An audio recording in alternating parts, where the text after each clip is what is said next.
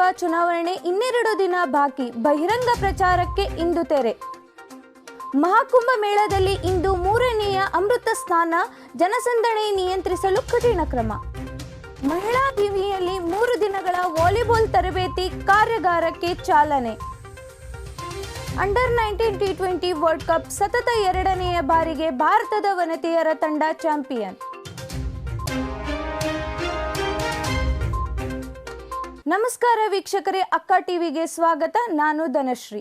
ದೆಹಲಿ ವಿಧಾನಸಭಾ ಚುನಾವಣೆಗೆ ಸಂಬಂಧಿಸಿದಂತೆ ಬಹಿರಂಗ ಪ್ರಚಾರಕ್ಕೆ ಇಂದು ಕೊನೆಯ ದಿನವಾಗಿತ್ತು. 70 ಸದಸ್ಯ ಬಲ ಹೊಂದಿರುವ ದೆಹಲಿ ವಿಧಾನಸಭೆಯ ಫೆಬ್ರವರಿ 5ರಂದು ಮತದಾನ ನಡೆಯಲಿದೆ. ಕೊನೆಯ ದಿನದ ಪ್ರಚಾರದಲ್ಲಿ ಬಿಜೆಪಿ ರಾಜಧಾನಿಯ ವಿವಿಧ ಕಡೆಗಳಲ್ಲಿ ರೋಡ್ ಶೋ, ರ್ಯಾಲಿಗಳನ್ನು ಹಮ್ಮಿಕೊಂಡಿತ್ತು.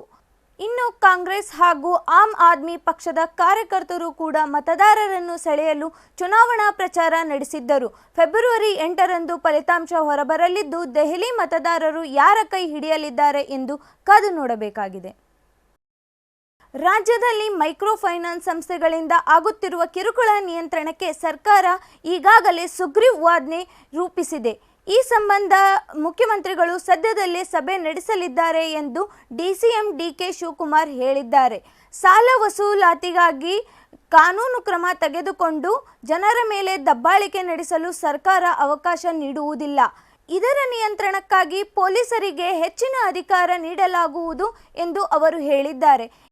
ಕರ್ನಾಟಕ ರಾಜ್ಯ ಅಕ್ಕಮಹಾದೇವಿ ಮಹಿಳಾ ವಿಶ್ವವಿದ್ಯಾನಿಲಯದ ಕ್ರೀಡಾ ನಿರ್ದೇಶನಾಲಯ ಹಾಗೂ ದೈಹಿಕ ಶಿಕ್ಷಣ ಅಧ್ಯಯನ ಕ್ರೀಡಾ ವಿಜ್ಞಾನ ವಿಭಾಗ ಇವರ ಸಂಯುಕ್ತ ಆಶ್ರಯದಲ್ಲಿ ವಾಲಿಬಾಲ್ ಕ್ರೀಡೆಯ ಕುರಿತು 3 ದಿನಗಳ ಕಾರ್ಯಾಗಾರ ಇಂದು ಚಾಲನೆ ನೀಡಲಾಯಿತು. ಕಾರ್ಯಾಗಾರದಲ್ಲಿ ಮುಖ್ಯ ಅತಿಥಿಗಳಾಗಿ ಬೆಂಗಳೂರಿನ ಕರ್ನಾಟಕ ವಾಲಿಬಾಲ್ ಸಂಸ್ಥೆಯ ಉಪಾಧ್ಯಕ್ಷ ಭೀಮಸೇನ್ ಕೋಕರೆ ಭಾಗವಹಿಸಿದ್ದರು. ಅಧ್ಯಕ್ಷತೆಯನ್ನು ಮಹಿಳಾ ವಿವಿಯ ಹಂಗಾಮಿ ಕುಲಪತಿ ಪ್ರೊಫೆಸರ್ ಶಾಂತಾದೇವಿ ಟಿ ವಹಿಸಿದ್ದರು. ಸಮಾರಂಭದಲ್ಲಿ ವಿವಿಯ ಕುಲಸಚಿವ ಶಂಕರಗೌಡ ಸೋಮನಾಳ್, ವಿಭಾಗದ ಮುಖ್ಯಸ್ಥ ಪ್ರೊಫೆಸರ್ ಹನುಮಂತಯ್ಯ ಪೂಜಾರಿ ಸೇರಿದಂತೆ ವಿಭಾಗದ ಪ್ರಾಧ್ಯಾಪಕರು, ವಿದ್ಯಾರ್ಥಿನಿಯರು ಉಪಸ್ಥಿತರಿದ್ದರು. ಅಂಡರ್ 19 ಮಹಿಳೆಯರ T20 ಕ್ರಿಕೆಟ್ ವಿಶ್ವಕಪ್ನಲ್ಲಿ ಭಾರತ ಸತತ 2ನೇ ಬಾರಿಗೆ ಚಾಂಪಿಯನ್ ಆಗಿ ಹೊರಹೊಮ್ಮಿದೆ. ನಿನ್ನೆ ನಡೆದ ಫೈನಲ್ ಪಂದ್ಯದಲ್ಲಿ ದಕ್ಷಿಣ ಆಫ್ರಿಕಾ ತಂಡವನ್ನು 9 ವಿಕೆಟ್ಗಳಿಂದ ಸದೆಬಡೆದು ಚಾಂಪಿಯನ್ ಟ್ರೋಫಿ ಭಾರತ ಗೆದ್ದಿದೆ.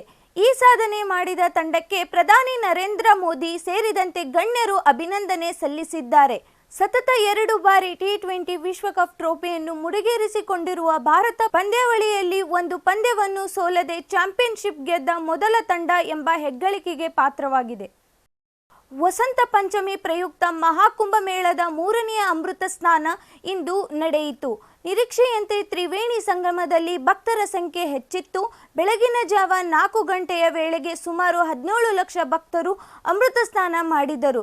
ಈ ಸಂದರ್ಭದಲ್ಲಿ ಯಾವುದೇ ಅಹಿತಕರ ಘಟನೆ ನಡೆಯದಂತೆ ಹಲವು ಮುನ್ನೆಚ್ಚರಿಕೆ ಕ್ರಮಗಳನ್ನು ತೆಗೆದುಕೊಳ್ಳಲಾಗಿತ್ತು. ಇವಿಷ್ಟು ಈ ಕ್ಷಣದ ಸುದ್ದಿಗಳು. ಸುದ್ದಿ ಹಾಗೂ ಮನರಂಜನೆಗೆ ಸಬ್ಸ್ಕ್ರೈಬ್ ಮಾಡಿ ಅಕ್ಕ ಟಿವಿ.